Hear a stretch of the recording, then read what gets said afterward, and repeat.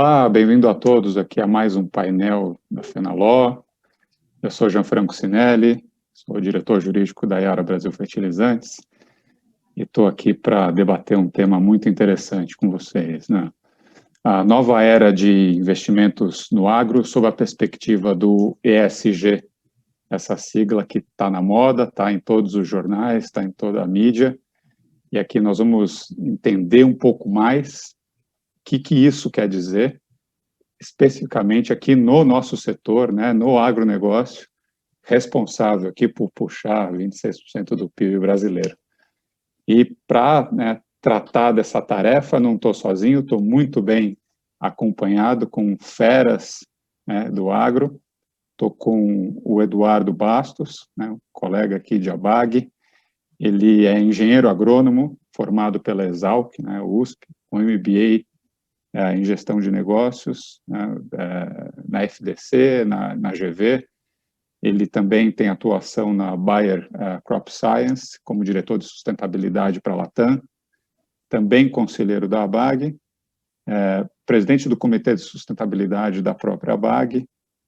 E, nossa, se eu começar a ler todo o currículo dele, vou perder o painel falando só do Edu aqui, mas também está lá sentado, né, na coalizão Brasil Floresta, Clima, Agricultura, super importante, e também no conselho da Fiesp. Da mesma aqui envergadura e mesmo calibre, também estou com o Marcelo Lemos de Mello, que é advogado, é produtor rural, diretor jurídico da Sociedade Rural Brasileira e também membro aqui do Conselho Superior de Agronegócio da Fiesp. Marcelo também expoente aqui no mercado agro, vai contribuir muito conosco. E contamos ainda com o Cristiano Luiz da Silva, que é sócio-diretor de marketing da Projuris, na plataforma que é focada no nosso mercado jurídico e que tem muito aqui também contribuir com soluções para o ESG, e nós vamos debater um pouco disso. Então, sem mais delongas aqui, eu já dou boa-vinda aqui aos nossos três colegas, sejam muito bem-vindos à Fenaló. E eu já vou começar quente aqui, chamando o Marcelo. Marcelo, dê um bom dia aqui para o nosso público, e assim, rápidas palavras, né, para a gente fazer um aquecimento. O que é o ESG e por que ser ESG? Bom, Gianfranco, bom dia, Edu, Cristiano, um prazer estar aqui com vocês, obrigado aí pelo convite aí do pessoal da Fenaló. Bom, eu acho que o ESG, ele vem sendo construído aí no Brasil e no mundo desde 92 aí com a COP do Rio, né? Onde se começou a discutir um pouco de meio ambiente aí no Brasil e no mundo, né? E esse é um tema que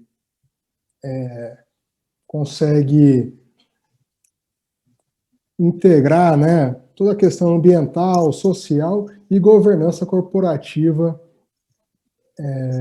nas empresas, na produção rural, até a sua comercialização do produto, né? Mais especificamente, no último ano, esse tema começou a ser mais debatido dentro do mercado financeiro, né, para financiar, né, a produção, a comercialização de produtos agropecuários. E hoje, para o nosso setor, especificamente, eu acredito que é muito importante a adesão da produção ao conceito ESG, não só pela essa conformidade social, ambiental e de governança, mas também pelas oportunidades de se atingir um mercado consumidor mais qualificado, mais exigente e competitivo. Então, essa já é uma realidade, né? Já é uma coisa que já está sendo implementada há bastante tempo e que a gente vê agora com esse empurrão aí do mercado financeiro com uma realidade a ser atingida nos poucos anos que vem aí pela frente. Boa, Marcelo, obrigado. Claro que o ESG ele é tão denso, né? Quando a gente fala no environment, aqui o meio ambiente, o social, tudo que está dentro do social, desde prática trabalhista, diversidade, inclusão, né? Ele é tão rico, e mais todo o tema de governança atrelado, que nós não vamos conseguir esgotar aqui em 50 minutos, mas queria aqui chamar já o Edu para aquecer o debate e falar um pouco desses desafios das empresas para a implementação, né, desse framework. O que você vê aqui de desafios iniciais, Edu? Bom dia, Jean, bom dia, Marcelo, Cristiano, bom demais estar aqui, obrigado, Fenaló, né, pelo convite. O desafio é muito grande, como você comentou, Jean, é uma agenda complexa, né, quando a gente fala de ESG no agro, só pegando alguns exemplos aqui, né, de ambiental, a gente está falando de desmatamento, a gente está falando de implementação de código florestal, que é um absurdo, a gente ainda está falando disso, né, já era para a gente ter passado, mas a gente ainda está discutindo, né, implantação de código, a gente está falando de conservação do solo, de clima, carbono, gases de efeito estufa, está falando de água, né, então, aqui, eu até arriscaria dizer que o agro, de alguma maneira, comparativamente com as outras duas pautas, está mais avançado, né? A gente, em comparação até com outros setores, a gente está mais avançado.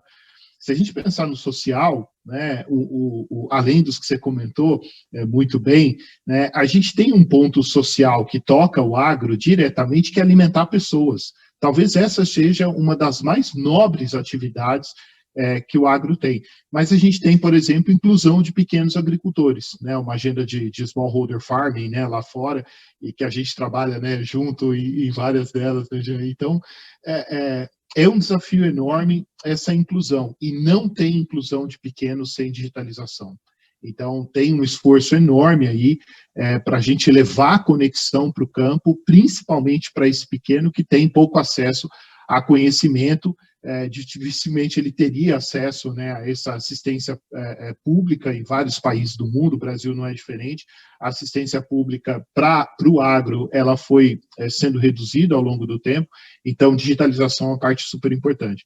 E na parte de governança, quando a gente fala de advocacy, de comitê, do que a gente hoje chama, né, de hipertransparência, ou seja, se você não contar a tua história, alguém vai contar, e em geral vai contar errado.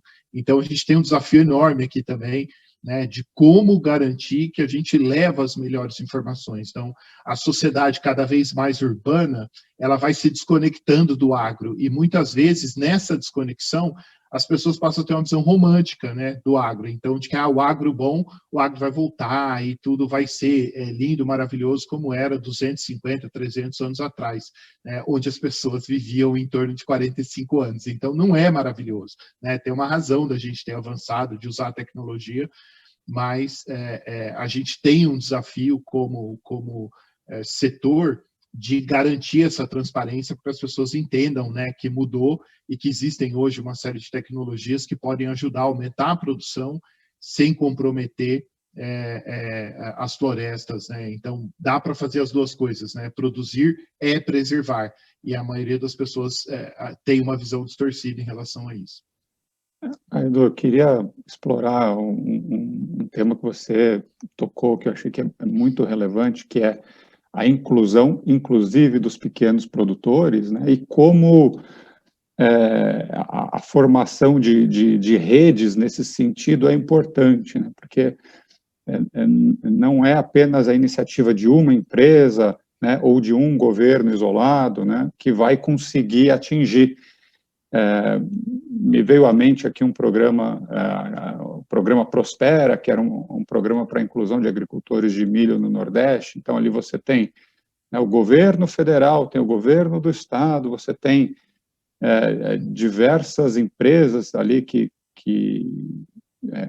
que fornecem insumos, todos eles ali, né, em cadeia para ajudar aqueles pequenos produtores de milho, sim, a terem conhecimento, a terem acesso, a terem financiamento e poderem estar incluídos, né, dentro desse network. Então, gostei muito aqui que você levantou esse exemplo, que sem essas iniciativas a gente não consegue chegar lá, você precisa dessa mobilização, governo, iniciativa privada, né, agentes reguladores, para chegar lá. Exatamente. E tecnologia, né? E tecnologia. Esse concordo total, que a gente tem um desafio enorme de juntar esses atores. Esse é o principal aí desafio nosso como agro. Ótimo. E aqui eu já vou passando a bola e dando boas-vindas aqui para o Cristiano, que ele é o nosso representante da área de tecnologia, e para ele já nos dar uma luz aqui, Cristiano, então, bem-vindo e bom dia.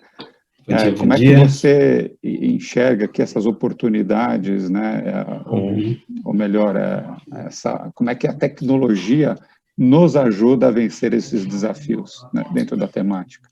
Super, super, obrigado. Prazer estar aqui participando desse grupo tão seleto.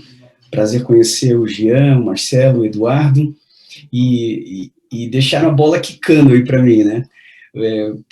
Começamos falando sobre o conceito de ESG, e eu aqui, particularmente, tive contato com essa sigla no ano passado, bem no início do ano passado, quando a gente começou a receber interesse de fundos de investimento na nossa empresa, e aí, dentro dos requisitos, né, dos investidores, tinha uma pauta lá que era ESG. E a gente falou assim, pô, mas nós somos uma empresa de tecnologia, o que a gente tem a ver com o meio ambiente, o que a gente tem a ver com essas questões todas, e à medida que a gente entendeu a dimensão disso, a gente viu, caramba, tem um mundo aqui de coisas para a gente melhorar como empresa, mas também um outro mundo de oportunidade no mercado. E a gente resolveu explorar essas oportunidades e, por acaso, o primeiro segmento que a gente resolveu investir foi o segmento agro, a agroindústria, justamente porque ele tem uma conexão muito direta, né, com a questão de meio ambiente. A gente falou aqui da questão social também, do alimento, como disse o Eduardo, eu concordo plenamente. E aí vem esse suporte da tecnologia, né? A gente falou aqui da digitalização. Então, ainda por conta do advento da pandemia, a digitalização foi fundamental, né? A gente está aqui falando num evento jurídico, tudo mudou, né? As audiências agora são remotas, você tem outras regras para alocação de pessoas quando necessário, para ter menos deslocamento, ter menos consumo menos emissão de carbono.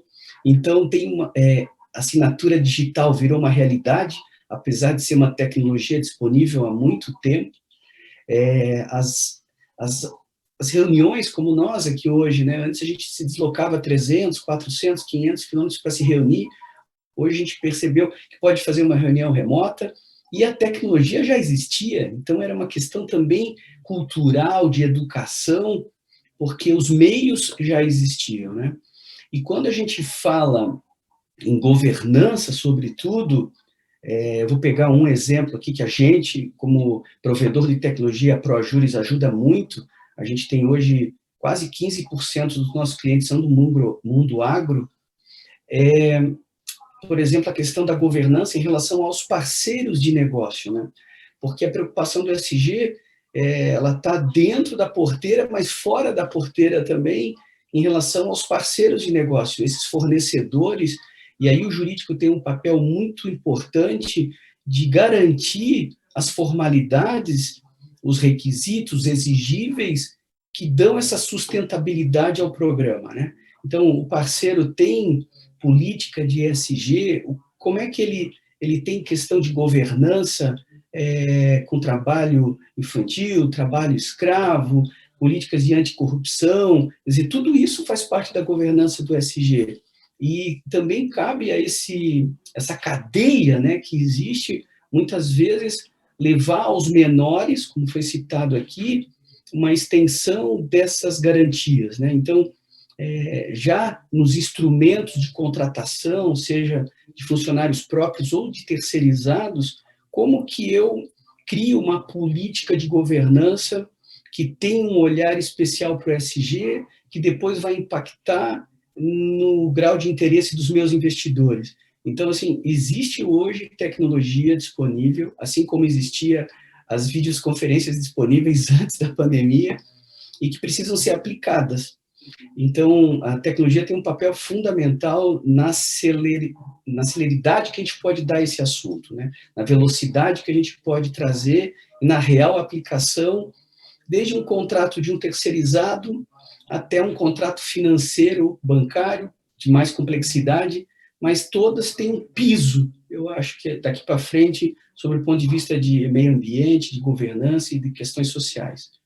Então, fica aqui a minha contribuição, e a gente está muito interessado nesse mercado, sobretudo no mundo agro. A gente acha que pode contribuir bastante, e a tecnologia está aí, está disponível.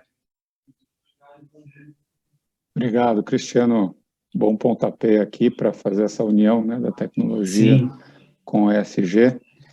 E eu já vou desafiando aqui o Marcelo, porque a gente também tem que separar, né, aquelas empresas e aquelas iniciativas que estão genuinamente, né, preocupadas em ser inclusivas, né, em aderir à pauta, né, em estar, de fato, aderente às práticas de ESG, daquelas outras que usam aí um ESG de fachada, né, ou os washings lá, o greenwash, etc. Marcelo, pode elaborar um pouquinho aqui do tema para a gente? Como é que você vê essa temática? Bom, Jean, eu acho que esse é um tema que, de fato, é uma realidade, né? Mas a gente, como criador de política pública, né, auxiliador de criação de política pública, eu acho que cabe a nós, dentro dos nossos fóruns, né, então dentro das associações, coalizões, dentro de fóruns como esse, né, discutir, dar um pontapé inicial na discussão de como mostrar para esse greenwashing, né, para essa pessoa que tá fazendo as coisas para inglês ver, né, o que ele precisa fazer para se adequar. Né? Eu acho que às vezes pode ser mais de informação, de critérios objetivos para estar se enquadrando no ESG, inclusive quais são os benefícios dele estar se enquadrando no ESG, e para ele poder estar usufruindo desses benefícios, né? Então, eu acho que hoje o Edu trouxe uma questão importante, que é do pequeno produtor, né? Da pequena empresa, da média empresa, do médio produtor. O grande, ele se adequa naturalmente. O mercado financeiro, o mercado consumidor faz isso acontecer e ele se adequa. Agora, como que a gente vai engajar essa média empresa, né?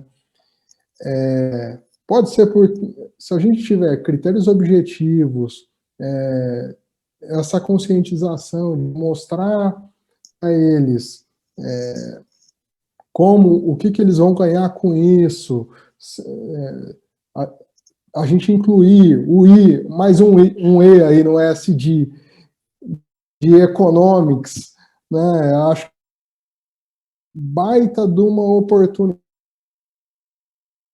para o engajamento de todos, né? Eu vi nessa parte de tecnologia, na questão de rastreabilidade bovina, né? Você vê que não é só a rastreabilidade do boi. O produtor, quando ele adere a um programa desses, ele naturalmente se moderniza nas suas práticas sociais, com seus funcionários, com seus parceiros, e também na parte de governança, porque ele precisa estar organizado, precisa ter. Senão não paga a conta, né? Eu acho que o que a gente precisa levar é informação. Levar informação e para que esse cara saia da não conformidade e integre essa política sensacional, né? Obrigado, Marcelo. E acho que já aderente aqui a esse tema, fica à vontade você mesmo e o Edu, o Cristiano também está convidado a complementar, fiquem bem à vontade. Como é que vocês estão enxergando, né, os avanços tanto autorregulatórios quanto de reguladores, né, no Brasil e fora? Eu sei que a gente tem aqui o PL 528, tem a COP por vir. Queria que vocês explorassem um pouquinho aqui, porque a gente acaba conectando, né, um bom ponto que o Marcelo trouxe, né, qual é o benefício econômico, como é que a gente faz a inclusão, como é que a gente compartilha essa parcela, e tem uma outra necessidade que é a própria regulação, né, se a regulação não vier, ou a alta regulação também não vier, fica mais difícil impulsionar as temáticas ESG. Quer começar, Edu? Posso começar assim, Jean, imagina.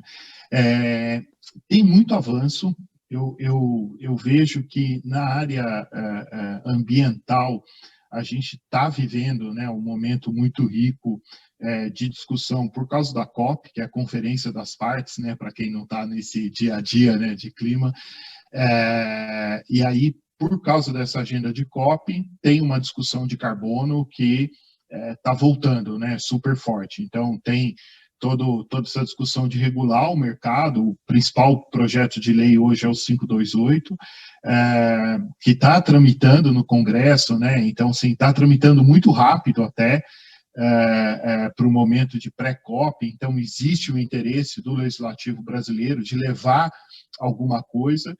Tem essa discussão de PSA, por exemplo, né, de pagamento de serviços ambientais, tem a lei, mas a gente precisa regulamentá-la, né, agora, então precisa ter um decreto para regulamentar a lei de PSA. Ela é super importante para o agro, para o Brasil, mas particularmente para o agro. Então, é uma agenda também que está andando rápido. Na área social, eu vejo menos, né, a gente tem uma discussão, né, um projeto de lei para regulamentar a TER, Assistência Técnica e Extensão Rural, né, a gente comentou aqui várias vezes, né, do pequeno produtor, mas é algo que ainda precisa melhorar. E eu diria, na área de governança, a gente tem, né, de novo, né, voltando à discussão de regulamentação de lobby, que é super importante, né, a gente ainda tem aquela vergonha, né, às vezes no Brasil, né, de não, é advocacy, é lobby. Na Europa a gente usa mais o termo advocacy, né, a gente, quem tem sede na Europa sabe disso, né, o termo mais usado é advocacy, mas nos Estados Unidos o lobby é mais utilizado. E assim, nos Estados Unidos todo mundo sabe, né, quanto foi investido, quanto que cada um dos setores foi lá, investiu no ano, que tipo de evento, o que você fez. No Brasil ainda é uma coisa que carece de regulamentação. Então, eu vejo que a gente tem desafios super interessantes, mas também tem um olhar, eu tenho sempre um olhar positivo aqui, acho que a gente está num caminho bom de ter a sociedade mais vigilante. Então, tem mais gente cobrando do Estado fazer o seu papel de regular, mas como o Marcelo bem lembrou, o papel de regular não é só do Estado, né? Eu adoro uma frase que eu ouvi uma vez do Delfim Neto, que ele falava, né, que todos nós somos, ou pelo menos nós aqui, né, que estamos no evento, com certeza, somos eleitores, contribuintes e cidadãos. É obrigação nossa ajudar a influenciar a política pública. Então, não é só né, do formulador de política, mas também nossa, através dos nossos coletivos, né, fazer isso. Eu acho que é um papel importante que a gente não pode se furtar, particularmente esse ano, com toda essa agenda ESG, é uma oportunidade incrível que a gente tem na mão. Marcelo, fica à vontade. Quer fazer alguma complementação aqui nessa parte de advocacy? Eu sei que você é muito atuante, tanto na Rural quanto na Fiesp. Pô, difícil complementar aqui com o Edu, viu? Olha, eu concordo plenamente com o que o Edu falou, sabe? É nossa obrigação, como cidadão, participar desses fóruns e estar discutindo esse tipo de política pública e alcançar esse meio de levar as sugestões para os nossos parlamentares, né? Acho que é isso que as associações se propõem a fazer e tem dado certo, né? O PSA é um grande exemplo disso. Né? Uma lei que ela foi criada, é um projeto de lei, é uma lei que ela foi criada primeiro dentro da Sociedade Rural Brasileira, dentro do Comitê de Sustentabilidade. Depois disso, discutiu-se toda a iniciativa privada lá em Brasília, né, lá no Instituto Pensar Agro. Depois a gente teve um trabalho com o terceiro setor para tá todo mundo de acordo, né? Tá todo mundo no mesmo sentido de que essa é uma política pública importante para o país, importante para o produtor rural ser remunerado por estar cuidando da sua floresta e, de fato, cuidar da sua floresta e ser fiscalizado por isso. Então, eu acho que essa dinâmica de discussão de problemas, geração de solução e endereçamento de como essa solução ela pode ser implementada, essa é uma discussão que a gente vai ter que cada dia mais estar levando para toda a sociedade, para o pequeno produtor, para o médio, para o grande. O engajamento das empresas é muito importante nisso. A gente mesmo, dentro da Sociedade Rural Brasileira, a gente tem feito rodadas de discussão com pequenos produtores no interior dos estados. Então, a gente vai lá aqui em São Paulo, né, vai lá para Adamantina, reúne 40, 50 sitiantes lá daquela microrregião, discute um pouco do sistema produtivo deles, tenta implementar, tenta mostrar para eles o que pode ser feito, o que pode ser melhorado no sistema de produção, conta um pouco do código florestal, ele faz para se adequar, conta um pouco sobre o CAR e tal, e começa a passar informação para esse pequeno produtor, para ele se enquadrar nisso. Né? Infelizmente, a gente ainda está na implementação do código, né, como o Edu falou lá no começo, mas, é a realidade do país. Então, a gente precisa continuar batalhando, tentando implementar, e, se Deus quiser, logo, logo a gente vai estar colhendo o economics aí do trio ESG. Obrigado, Marcelo. Excelente. Eu queria explorar um pouquinho aqui com vocês, né, o tema do crédito de carbono, que ele acho que faz parte aqui do mas também está conectado aqui com a própria governança. Você precisa ter uma cadeia aí sustentável de transparência também para garantir isso. E aí, Edu, se você pudesse nos guiar um pouquinho aqui, o que são, né, os créditos, acho que é importante para a nossa comunidade aqui jurídica, né, nem todos militam e atuam com detalhe na área, então entender um pouco mais, e aí esses desafios, né, tanto de medição e depois de conexão disso com o próprio mercado aí de crédito de carbono, né? Ótimo, Jean. Vamos lá. Dava um painel só para isso, né? Eu vou tentar aqui de maneira super resumida explicar, mas basicamente, né? Eu sempre brinco com a turma que não tem que acabar o carbono, né? Porque zero tanto, falei, não acaba não, né? Nós somos carbono, né? A boa parte do que é, né, o orgânico do mundo, né, as constituições, nós, né, como seres humanos, planta, animal, tudo, né, carbono. Então, o carbono é parte importantíssima da vida no planeta Terra.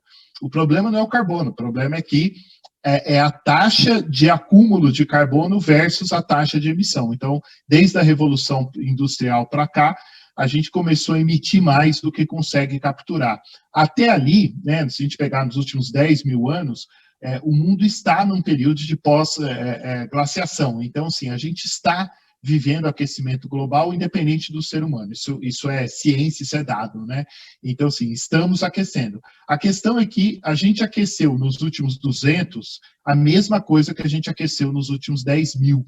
E por isso que 99,999% dos cientistas dizem que sim, existe influência do homem, antrópica, né? Existe influência do homem no aquecimento global. Então não mas se tiver um vulcão e aí já muda tudo. Bom, o que a gente tem, eu sempre também comento que o pior que pode acontecer, né, se a gente fizer todo um esforço aqui para conter o aquecimento e depois um vulcão explode, que a gente vai ter um mundo melhor. Então, só por ter um mundo melhor, vale a pena esse esforço.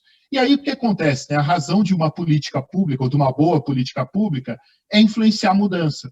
Então, o que os países fizeram, e o Marcelo comentou muito bem, né, lá em 92, na Eco 92, ou na Rio 92, né, quem é carioca fica bravo quando a gente fala Eco 92, na Rio 92, o que aconteceu ali foi, vários países do mundo disseram, gente, vai ter um problema, a gente precisa resolver isso, e a gente precisa criar política pública para incentivar, então, a redução de emissão, e redução de emissão, né, a gente fala muito de pegada porque o mundo é feito na cabeça de indústria. Né? Nós que somos do agro, a gente não fala em pegada, a gente fala em balanço, porque o agro, além de ter o potencial de reduzir a pegada, ou seja, reduzir as emissões, o agro tem capacidade de capturar. E isso não é o único do agro, mas o agro é um dos pouquíssimos setores que consegue fazer isso. E particularmente solo e planta, são dois dos maiores compartimentos de estoque de carbono do mundo, mesmo antes de existir ser humano na Terra.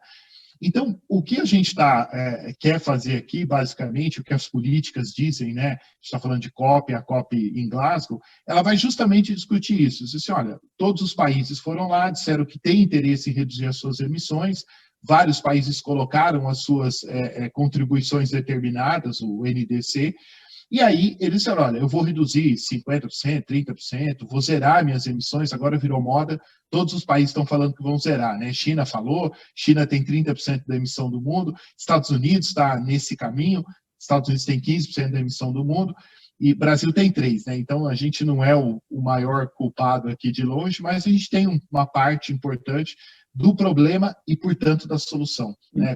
As empresas também estão vindo a público e falando reduções até 30%, zerar até 50%, muitas empresas, né? Então... Exatamente. E quando alguém me pergunta, né, quem entende desse setor sabe que a mesma excitação que a gente está vivendo agora, a gente viveu 20 anos atrás. Todo mundo ia ficar milionário vendendo carbono, eu brinco sempre que carbono, se estudar melhor, deve curar até Covid, porque virou uma panaceia, né? E claro que não é verdade. Então, assim, é importante, é uma agenda importantíssima para o mundo, para o agro, né? Mas a gente, por que é diferente agora do passado? Porque agora a gente tem países comprometidos em zerar a sua emissão e, Jean, como você bem comentou, empresas. Se vocês entrarem no SBTI, Science Based Target Initiative, no site, vocês vão encontrar mais de 1.600 empresas como a Yara, como a Bayer, como várias outras, que se comprometeram a zerar suas emissões. Então, isso traz uma mudança brutal. Por quê? Porque uma empresa do tamanho das nossas, você não vai voltar atrás, você não vai falar, era brincadeira, gente, não, né? Você derruba o valor da ação, no outro dia tem que vender, fecha a porta. Então, assim, uma vez que a gente se comprometeu, a gente vai fazer. né? E várias empresas também estão comprometidas, né? Falo da nossa, mas sei que a Yara também tem um projeto, e a gente está até trabalhando junto, né? O Agoro, a gente tem o Procarbono, mas que é justamente isso, criar alianças para ajudar a cadeia toda do agro a reduzir as suas emissões. Então, não é só a gente dentro da nossa fábrica, mas como eu ajudo o produtor, por exemplo, no nosso caso, a gente tem um compromisso de ajudar a reduzir 30% as emissões de carbono equivalente na agricultura mundial. E é um esforço brutal, mas tem um espaço. Então, a própria FAO, que é o órgão da ONU que cuida de alimentação, diz que o agro pode resolver 25%, um quarto, do problema climático do mundo. Então, olha o potencial que o agro tem, né? E, ao fazer isso, o mercado de carbono no ano passado foi de 280 bilhões de dólares. Então, sempre que alguém me pergunta também, mas esse negócio do agro não é invenção, isso aqui é só modinha. Eu falo, olha, a gente é uma modinha de 280 bilhões de dólares. Então, não é modinha, né? É uma realidade, existe.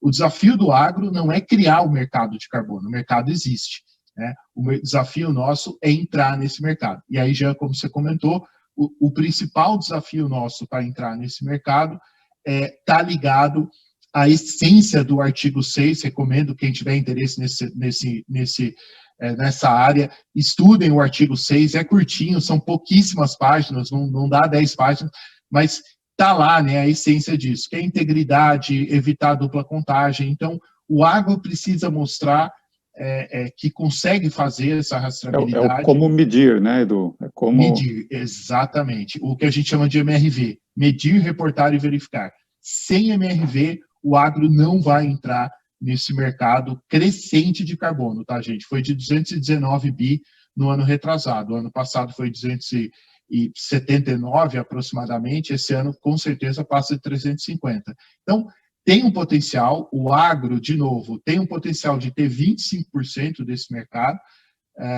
mas a gente precisa ter o MRV, né, o medir, reportar, verificar, do contrário, a gente não vai estar nele, não. Edu, obrigado pela aula e em tão rápido tempo. Acho que mandou muito bem aqui. Queria, né, a gente está entrando aqui nos nossos 10 minutinhos finais aqui, então queria fazer uma rodada com vocês, cada um de vocês, para a gente fazer um fechamento aqui do nosso painel. E aí a gente podia, queria que vocês tocassem algumas temáticas, né, com relação de tendências aqui, focos de atuação, bem como oportunidades para os profissionais aí que estão chegando para atuar nesse mercado, né, os advogados e tantos outros aí públicos aqui da nossa FENALO. Então, fiquem à vontade aqui. Posso começar contigo, Marcelo, para a gente fazer essas palavras finais aqui e abordar essas temáticas? Opa. Bom, Jean, começando aí pelo final, oportunidades profissionais, né? Acho que esse é um tema multidisciplinar. Eu acho que você viu, o Edu aqui é engenheiro agrônomo e super especialista aí em ESG, e você vê que isso é integrado. Você ter a participação da agronomia com a administração de empresas e o jurídico é uma tendência no nosso setor, né? Então, assim, você tem que integrar essas três para poder se adequar a qualquer tipo de voltada para essa temática. O primeiro, o advogado com o agrônomo para ler a lei, interpretá-la e implementá-la na propriedade, no imóvel, para adequar essa propriedade aí. Primeiro, florestal, depois a parte de emissão e emissão de carbono com a própria retenção de carbono, né, no plantio direto ou na floresta plantada e tal. E também depois na administração para poder vender esse produto, né, para poder, sei lá, enquadrar o produto e vender ele para o mercado. Né. A gente vê que muita gente tem, muito produtor, muita pequena e média empresa tem vontade de estar entrando nesse negócio e falta informação, né? Falta informação de falta empresa especializada, com transparência, com credibilidade, para poder mostrar para essa pessoa como se enquadrar. Então, eu acho que o grande desafio tem muita oportunidade e a gente tem esse desafio de estar falando mais, estar conversando mais e estar formando pessoas para estar falando isso. Então, eu acho que esse é o grande desafio, a grande oportunidade. Obrigado, Marcelo. Cristiano, palavras finais aqui. Legal. Obrigado, Jean. Eu estou fazendo um paralelo aqui. Há 3 anos atrás, a gente quase não falava sobre LGPD, né? Aí veio a lei, veio o prazo, veio novas oportunidades até profissionais, o DPO, pessoas dedicadas a esse assunto dentro das empresas hoje. E hoje é impossível, falando aqui como provedor, vender software jurídico se você não tiver enquadrado com LGPD, porque é uma exigência do cliente, né? Como é que estão custodiados os meus dados, se são criptografados, se tem política de descarte, enfim, isso hoje já é uma realidade. E eu faço um paralelo muito forte com o ESG nesse sentido. A gente percebe o movimento, antes os nossos clientes não exigiam nada, passaram a exigir LGPD, e agora a gente já tem várias consultas sobre o ESG, ou seja, como que a sua empresa está enquadrada, está em paralelo ao ESG, quais são as políticas, né, de meio ambiente, sociais e de governança, quais são as evidências. Então, essa cadeia, né, eu vejo assim, uma oportunidade até nesse minuto de diferenciação, e no futuro talvez como um pré-requisito, porque essas coisas evoluem, né, de toda a cadeia de valor do mundo agro como uma oportunidade, porque os grandes líderes, as grandes empresas, como foi citado aqui, que têm condições de implantar essas políticas, vão começar a exigir dos seus fornecedores.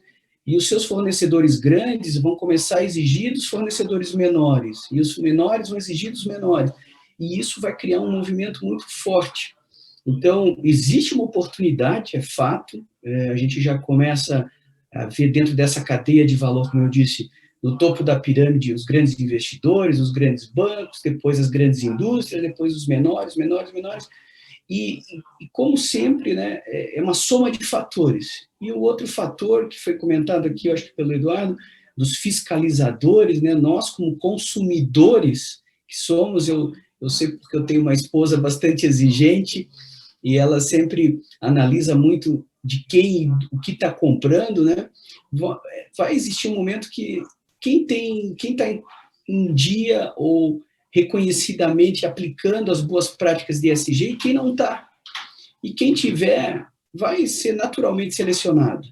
Então, essa eu acho que é uma grande oportunidade que existe para todos, e o jurídico, que é o principal tema aqui que a gente está falando também, esse público jurídico tem um papel muito grande de criar e estruturar, né, esses instrumentos para que essa cadeia de valor funcione, para que a gente comece a ter medições e exigíveis, para que essa cadeia, naturalmente, uma fique cobrando do outro, e lá no final a gente vai ter um excelente resultado.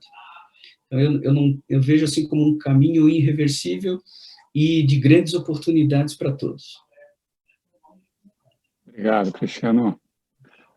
Edu, ficou aqui a tua missão de falar por último, e se puder também tocar num tema que acho que o Cristiano passou muito bem aqui por ele, que é a dificuldade desses critérios, né? Então, os critérios financeiros, porque as empresas agora começam a formar indicadores de ESG de uma forma mais ampla, né? Então, os indicadores financeiros estão aí, o mercado financeiro sabe bem, né? Então, tem o EBITDA, o lucro, a receita, né? Esses indicadores financeiros estão consolidados no mercado. Mas os indicadores de ESG, né? Então, ainda tem aí um caminho enorme a ser percorrido. Então, se eu puder te explorar aqui um pouquinho para falar um pouquinho disso, eu te agradeço. O índice e ESG, está aí o desafio. Perfeito, perfeito, Cristiano. É isso mesmo, né? Eu vejo aqui, acho que eu tentaria, né, resumir em 4 grandes desafios barra oportunidades. O primeiro é a pressão externa, né? Então é importante lembrar que cada vez mais o setor financeiro vai pressionar, né? O tema ESG nasceu no setor financeiro, né? Eu sempre brinco que ESG é sustentabilidade chique porque foi criada pelo setor financeiro, né? Então mudou e virou um trend topic, né? Então, assim, todo mundo hoje fala, porque o setor financeiro hoje fala, eu não vou dar mais dinheiro se você não implementar essa agenda. Então, não é mais só uma questão também de achar que é bonito, que legal, modinha, de novo, tem uma pressão fortíssima do setor financeiro. Começou pelo setor financeiro. Agora, tem uma pressão também de governos, de reguladores, para essas agendas, agenda de inclusão. Então, sim, hoje ainda não é tão comum.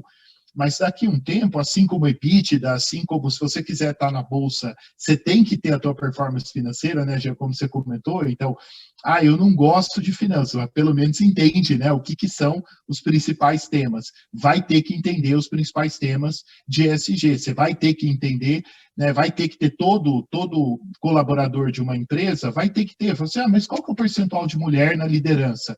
Né? Qual é o modelo de inclusão que você tem aqui? Como você está trabalhando o tema de carbono? Qual é a emissão de carbono por produto produzido? Né? Vocês sabem, na empresa de vocês, na entidade de vocês. Então, assim, é super interessante, é algo novo, vai demandar muito conhecimento, então vejo aqui claramente uma oportunidade enorme, não só, de novo, para atender as demandas da sociedade como um todo, mas até para retenção de funcionários. As pessoas têm orgulho de trabalhar numa empresa que trabalha melhor a agenda ESG, e isso hoje já tem uma correlação direta em vários estudos. Segundo ponto, a guerra de narrativas, né? O quanto que a percepção vai valer mais do que a realidade. Então, para a gente, né, dá uma aflição louca quando você vê a percepção valendo mais, mas é o que vale, né? Sempre foi assim. Está aí o ditado, né, da mulher de César, não basta ser séria, tem que parecer séria. Né? ESG também é isso. Então, você tem que fazer tudo, mas você vai ter que contar. Né? Você vai ter que... Não adianta só dizer, eu tenho aqui uma boa gestão. Se você não contar, ninguém vai saber. O terceiro ponto, já encaminhando para o final, é o negacionismo e a crença seletiva. Eu sempre brinco que pior do que negacionismo, que o negacionista sabe que ele não acredita, né? Então, não vou vacinar porque vai inserir um chip, né? Alguma coisa assim. Então, é mais fácil, né, se lidar com esse público. Mas a crença seletiva é um problema sério. Né? Então, sim, você escolhe no que você acredita. Né? Eu trabalho muito, principalmente na coalizão, né, com grupos tanto de ambientalistas de um lado, quanto do setor agro. Né? Eu sou produtor também, sou de família de produtores, e é muito comum, né? Você fala assim, não, eu não acredito em aquecimento global. Gente, não tem que acreditar ou não, ele existe, né? Eu não acredito em transgênico, eu não acho que é seguro. De novo, também não é para acreditar, a ciência fala que é seguro, mas você escolhe, né? Você fala assim, não, esse eu gosto, esse eu não gosto. Pô, não dá. Então, aqui tem um esforço, tem um potencial enorme. E o último ponto, a polarização extremada e a perda da empatia. Governança é diálogo, é escutativa. E o guardião da governança em quase todas as empresas, em quase todas as entidades, é o jurídico. Então, aqui tem um potencial enorme também de trazer essa empatia, de buscar a escutativa, de participar mais de comitê. esses são os 4 pontos que eu queria comentar aqui. Obrigado. Excelente, Edu. Eu acho que você fechou aqui com chave de ouro e on time. Então, agradeço muito aqui ao Marcelo, ao Cristiano, ao Eduardo. Vocês foram brilhantes aqui na colocação. Tenho certeza que enriqueceu o debate, né? Está dando uma bagagem. O bacana de participar no painel é quando você sai com alguma coisa, você aprende alguma coisa, você compartilha e aprende. Eu acho que a gente conseguiu aqui atingir esse objetivo para transmitir para esse fórum aqui, para os milhares de advogados e profissionais do direito aqui que assistem a FENALOC, que vão participar, que estão participando aqui do evento, saírem com uma bagagem, saírem com uma informação aqui adicional sobre o tema e, né, sempre construindo em cima, pegar esse conhecimento e levar para cima. Então, muito obrigado, tenham todos aí um excelente dia, um excelente evento. Obrigado. Obrigado, pessoal. Super obrigado, André. Tchau, pessoal. Valeu, valeu.